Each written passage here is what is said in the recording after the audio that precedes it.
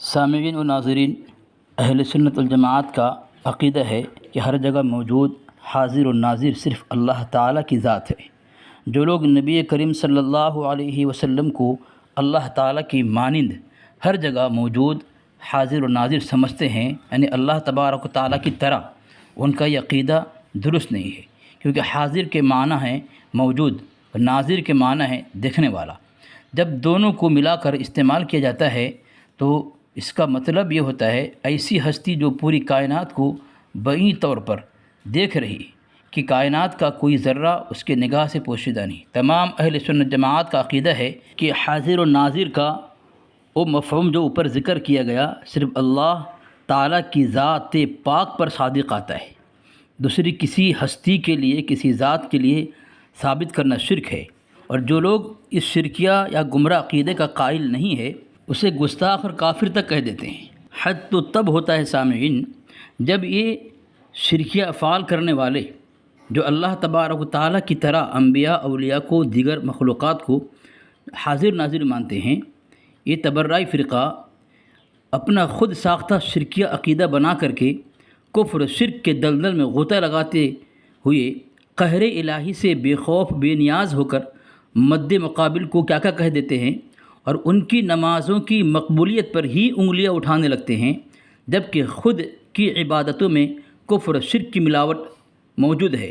تو چلے سامعین سنیں، اور اس تبرعی مفتی کو، مفتی سلمان اظہری کو، جو اپنے دھرم کا خود ساختہ شرکی عقیدے سے بے خبر یا باخبر ہونے کے باوجود بھی اپنی عوام کو مشرک بنے رہنے کی تاکید کر کے اپنے فرقے والوں کو جہنم رسید کرنے میں کوئی کسر نہیں چھوڑتے۔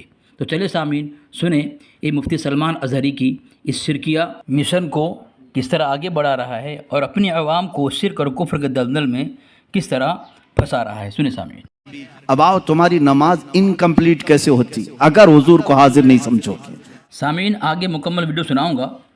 اتنی سنانے کا مقصد میرا یہ ہے کہ یہ بتانا چاہتے ہیں کہ ان کی نماز مقبول ہے، قبول ہے، کمپلیٹ ہے، مکمل ہے، کیونکہ یہ اللہ تبارک و تعالیٰ کی ذات کے ساتھ حضور صلی اللہ علیہ وسلم کو شریک کرتے ہیں، یعنی حاضر ناظر جس طرح اللہ کو مانتے ہیں اس طرح اللہ کے نبی علیہ السلام کو مانتے ہیں حاضر ناظر، اس لیے ان کی نماز مقبول ہے۔ اور جو ان کی طرح حضور صلی اللہ علیہ وسلم کو اللہ کی طرح حاضر ناظر نہیں جانتے، نعوذ باللہ من ذالک، ان کی نماز ان کے عقیدے کے مطابق جو ہے مردود ہے، مقبول نہیں ہے۔ نماز میں مکمل ثواب لینے کے لیے مقبول نماز وہی ہے جو ان کا شرکی عقیدہ ہے۔ تو چلیں میں اب دلائل دے کر ان کے دھوکے والی نماز کی پول پٹی کھولتا ہوں، جو اپنی نماز تو برباد کر بیٹھے، اب عوام کی نماز کو بھی مردود بنا دیا، جبکہ اس فرقے میں نماز ویسے بھی گنے چنے لوگ پڑھتے ہیں۔ اس کا شمس الدین مکرانہ کہتا ہے نماز پڑھتے ہی نہیں ہیں، صرف پیر کے پاس جا کے بیٹھے رہتے ہیں۔ تو سامعین یہ حوالہ دیکھیں، پہلا حوالہ بدعات کے خلاف 100 فتوے، اس کے مصنف مولانا محمد شہزاد ترابی قادری ہے۔ صفحہ نمبر 39 پہ کیا لکھتا ہے؟ حاضر و ناظر کا فلسفہ۔ منکرین کا الزام ہے کہ امام احمد رضا محدث بریلوی اور ان کے ماننے والوں کا یہ عقیدہ ہے کہ حضور نبی کریم صلی اللہ علیہ وسلم ہر جگہ حاضر و ناظر ہیں، حالانکہ یہ بہت سنگین بہتان ہے۔ کیا ہے؟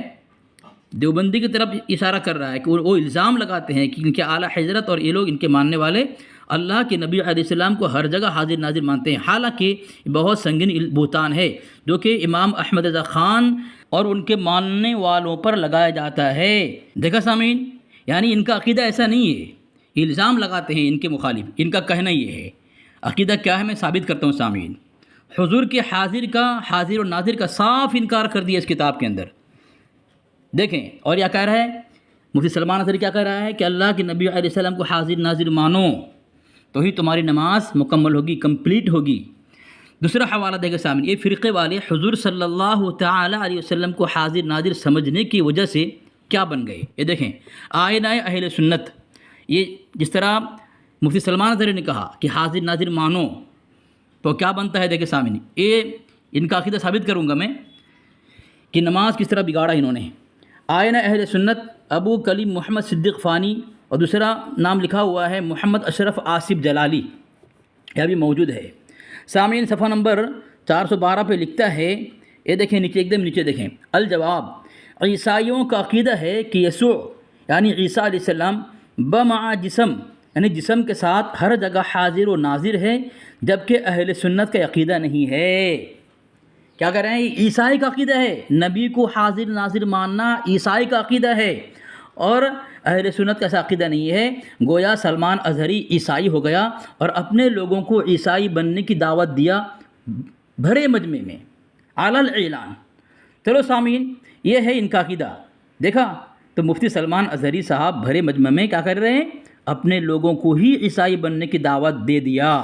آگے سنیں سامعین مکمل ان کی ویڈیو۔ اب آؤ، تمہاری نماز انکمپلیٹ کیسے ہوتی اگر حضور کو حاضر نہیں سمجھو گے؟ نماز پڑھ لیا آپ نے، سورہ فاتحہ بھی پڑھ لی، قرات بھی کر لی، رکوع بھی کر لیا، سجدہ بھی کر لیا، قعدے میں آ کر بیٹھے، قعدے میں آ کر بیٹھے، یہاں اینڈنگ ہے نماز کا، نماز ختم ہونے والی ہے۔ اب التحیات پڑھتے ہوئے آئے، التحیات للہ والصلوات والطیبات، السلام، کیا کہو گے؟ السلام علیکہ، کا مطلب ہوتا ہے آپ، السلام علیکہ کا مطلب ہوا آپ پر سلام ہو۔ اور اتنا ہی نہیں، ایھا النبی، اے نبی، سامنے والے کو اے کہہ کر کے پکارتے ہیں۔ اے کر کے کس کو پکارتے ہیں؟ جو سامنے ہو۔ لو یوں کہو، میں سکھا بھی دیتا ہوں، السلام علیہ، وہاں کہو علیہ، یعنی سلام ان پر ہو۔ تمہارا نبی جو تمہارے سامنے نہیں ہے تم ایسے سلام کرو۔ سنیوں کا نبی ان کے سامنے ہم کہیں گے السلام علیکہ، اے نبی آپ پر سلامتی ہو۔ صحابہ نے بھی یہی کہا، تابعین نے بھی یہی کہا، اولیاء کاملین نے بھی یہی کہا، فقہاء نے بھی یہی کہا، محدثین نے بھی یہی کہا، سب پوری امت نے حضور کو سلام پیش کیا۔ کیسے؟ اے نبی آپ پر سلامتی ہو۔ اس کا مطلب ہے وہ عقیدہ رکھ کر سلام کر رہے تھے، نمازوں کے وقت نبی کو حاضر و ناظر تسلیم کرنا ہوگا۔ اور تم نہیں مانو گے تو نماز تمہاری انکمپلیٹ ہے۔ ہم اللہ کے نبی صلی اللہ تعالیٰ علیہ وسلم کے متعلق یہ عقیدہ رکھتے ہیں کہ وہ حاضر ہیں ناظر ہیں۔ ارے عزیزو، قصور اپنی نگاہوں کا ہے ورنہ عاشقوں دیکھو، قصور اپنی نگاہوں کا ہے ورنہ عاشقوں دیکھو، سر محفل ہی اکثر میرے سرکار آتے ہیں۔ سن لے سامعین، کیا کہہ رہا ہے کہ عاشقوں کا عقیدہ ہے اللہ کے نبی علیہ السلام کو مجمع میں، مجلس میں، محفل میں حاضر ناظر سمجھنا۔ آپ سوچ میں پڑ گئے ہوں گے اس سے کیا ہوا، کیا کر دیا مفتی سلمان اظہری نے؟ شاید کچھ اندھ بھکت لوگ یہ کہیں گے کہ اس سے نقصان تو نہیں ہے۔ کیا نقصان ہے؟ یہ تو عشق محبت ہے۔ کہنے دیں، کہنے والے کا منہ کون روک سکتا ہے؟ مگر میں اب مزید کیل ٹھوکنے جاؤں اور ٹھوکتے جاؤں باطل دھرم والے، باطل خود ساختہ عقیدے پر جو اسلام نہیں بلکہ عیسائیت ہے۔ آگے دیکھیں سامعین، اب ان کا کیا عقیدہ ہے؟ نماز میں اللہ کے نبی صلی اللہ علیہ وسلم کو کس طرح حاضر ناظر سمجھنا۔ اس نے کہا نا کہ نماز میں تم پڑھتے ہو نا التحیات للہ والصلوات والطیبات، کیا پڑھتے ہو؟ السلام علیکہ ایھا النبی، یہ پڑھتے ہو؟ اس نے خلاصہ کیا۔ تو یہاں اس سے مراد اللہ کے نبی علیہ السلام کو حاضر ناظر مانو۔ یہ کتاب میں ہوتا کچھ ہے، یہ عوام کے سامنے کھولتے نہیں، چھپاتے ہیں۔ ہم ان کے پردہ کو چاک کریں گے انشاءاللہ۔ یہ دیکھیں سامعین، تفسیر نعیمی ہے، تفسیر نعیمی احمد یار خان نعیمی کی کتاب ہے، ٹھیک ہے۔ اس میں دیکھو صفحہ نمبر 58 کے اندر پارہ الف لام میم، اس کے تفسیر میں لکھا ہے اس پر السلام علیکہ ایھا النبی، وہی التحیات میں کہتا ہے السلام علیکہ ایھا النبی۔ اس سے معلوم ہوتا ہے یہ سلمان اظہری نے یہاں شرکیہ عقیدے کو چھپا لیا کہ لوگ اس کو لتاڑیں گے۔